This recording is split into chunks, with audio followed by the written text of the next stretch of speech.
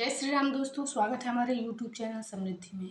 कैसे हैं दोस्तों आप सब? अपनी बातें, कोई भी प्रश्न हो, सुझाव हो तो कमेंट बॉक्स में लिख करके पूछिए। और वीडियो अच्छी लगे तो एक लाइक कर दिया कीजिए और वीडियो को सब्सक्राइब कर दिया कीजिए, ताकि मैं नए नए वीडियो जब बनाऊं तो आप लोग तक पहुंचता रहे। दोस्तों, आप लोग को मैं ये बताई थी कि अमावस्या और पूर्णिमा 15-15 दिन पे पड़ता है। तो पूर्णिमा को जानते ही हैं कि पूरी देव देवी की शक्तियाँ जागृत होती हैं, जबकि अमावस्या को पूरी काली शक्ति हो या पितर लोगों की शक्ति ज़्यादा जागृत होती है, उस दिन प्रभावित होती है।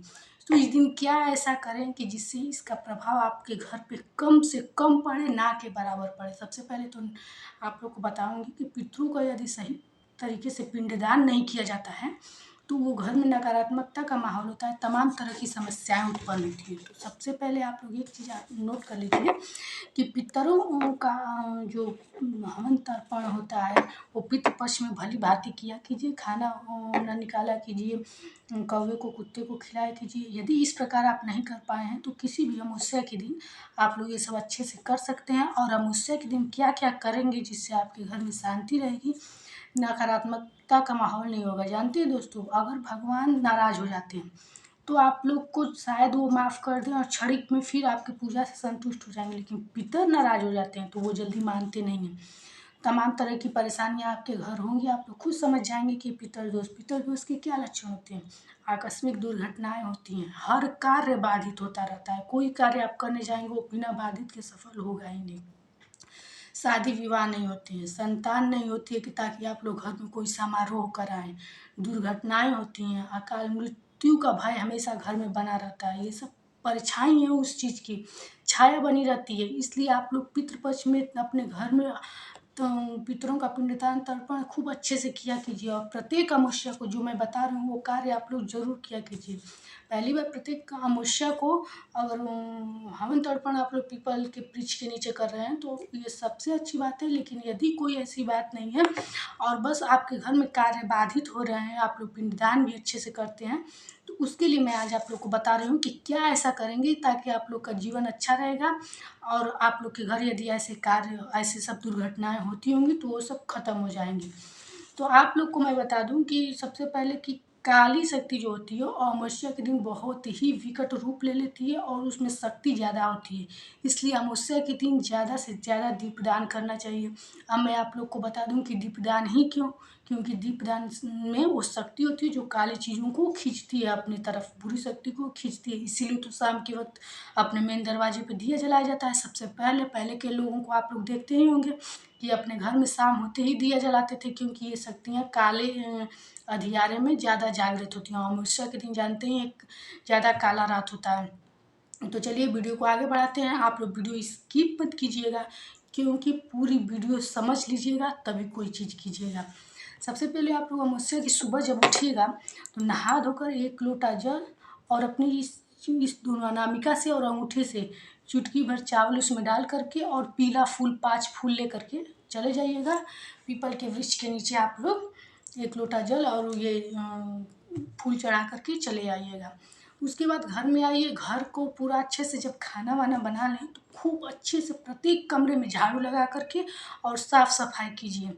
साफ़ सफाई करने के बाद अपने पूरे घर में एक एक दिया जला दीजिए। जितने भी आपके कमरे हों पूरे कमरे में एक एक दिया आप लोग जला दीजिए। इसके बाद आप लोग को क्या करना है, यदि हो सके तो किसी ब्राह्मण को भोजन कराएं, और यदि नहीं संभव तो कोई बात नहीं, बस 5 अंजूरी, इन दोनों को जोड़ने पे अंजूरी कहा जाता है। इससे जो भी घर का मुखिया हो, जिसके कमाई से पूरा घर चलता हो, वो 5 अंजूरी चावल एक थाली में, डाली में, जो भी हो, आप लोग निकाल के रख दें। जब आपके घर कोई पुरोहित आए, पंडित आए, तो ये चीज़ आप लोग दे दीजिएगा। देखिए, प्रत्येक अमावस्या के दिन ये काम कीजिएगा। इस तरह करके फिर शाम के वक्त आपको क्या करना है कि जिस जिस कमरे में आप दिया जलाए हैं उसमें एक एक कपूर जला करके आप लोग उसी तरह छोड़ दीजिए और 5 दिया तैयार कीजिए। पहले एक दिया जो आप तैयार करेंगे वो पीपल के वृक्ष के नीचे प्रदोष काल में जाकर जलाएं। प्रदोष काल किसको कहते हैं? सूर्यास्त हो जाए उससे 1.5 घंटा तक के बीच को प्रदोष काल कहते हैं। इसमें ले जा करके एक दिया पीपल के वृक्ष के नीचे जलाइए। उसके बाद घर पे आइए, उसके बाद 5 दिया तैयार कीजिए। ये 5 दिया आप एक छत पे जलाइए, एक अपने घर के बीच में जलाइए, ब्रह्म स्थान जहाँ पे हो, एक घर के आगे जलाइए, एक घर के पीछे जलाइए। इसको क्या कहा जाता है? इसको पिंड को बांधना कहा जाता है, जिससे इतने दूर में आपकी कोई शक्ति नहीं आ पाएगी, कोई बुरी शक्ति आपके घर में नहीं आ पाएगी। चाहे और सुनिए, तेल खूब ज़्यादा भर दीजिएगा ताकि ज़्यादा देर तक जले, यानी कि थोड़ी देर तक जले कि तुरंत बंद हो जाए। उसके बाद एक जो दिया होगा वो अपने भंडार गृह में जला दीजिएगा, क्योंकि भंडार गृह में लक्ष्मी का वास होता है और इस दिन उसमें अंधियारा एकदम नहीं होना चाहिए, उसमें जला दीजिएगा। इसके बाद आप लोग को कुछ नहीं करना है, बस अमावस्या के दिन आप लोग को इतना ही करना है।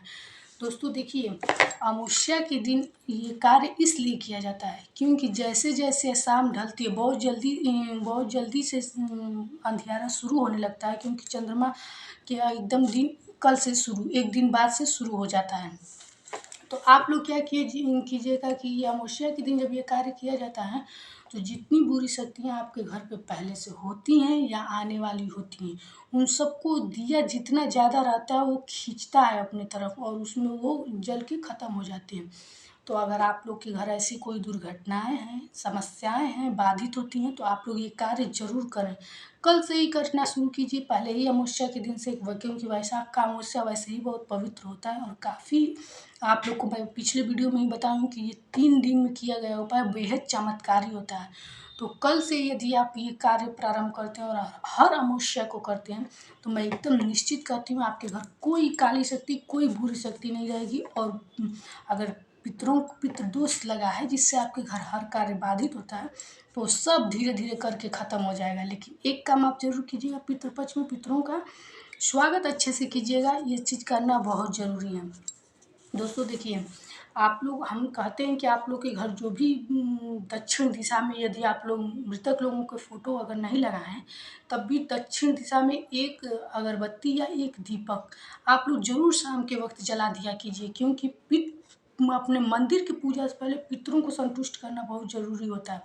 क्योंकि ये संतुष्ट रहेंगे तो आपके घर का कार्य बाधित नहीं होगा, लेकिन ये असंतुष्ट रहेंगे तो हर कार्य बाधित होगा, भले ही आप भगवान की कितनी भी पूजा कर लें। तो सबसे पहले आप लोग पितृ लोगों को प्रसन्न कीजिए, और पितृ प्रसन्न हो तो आपके घर का हर कार्य चलता रहेगा। मेरे कहने का ये मतलब नहीं कि आप लोग भगवान का पूजा मत कीजिएगा। तो दोस्तों आप लोग अमावस्या के दिन ये कार्य जरूर कीजिए जो जो मैं बताई हूँ। और हाँ, जब खाना बना लीजिएगा तो किचन की भी पूरी अच्छे से सफाई कर दीजिएगा और शाम के वक्त हर कमरे में कपूर जलाइएगा।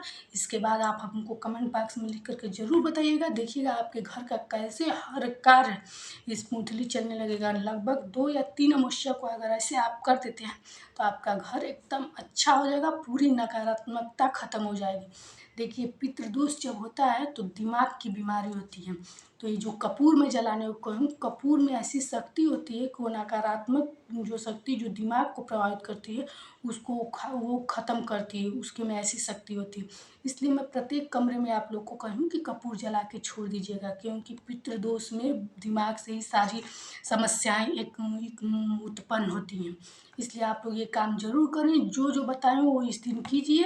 और कोई आपकी बात हो तो कमेंट बॉक्स में लिख करके आप लोग पूछ सकते हैं। फिर मिलेंगे नए वीडियो के साथ। वीडियो अच्छी लगे दोस्तों तो सब्सक्राइब करें, लाइक करेंगे। जय श्री राम।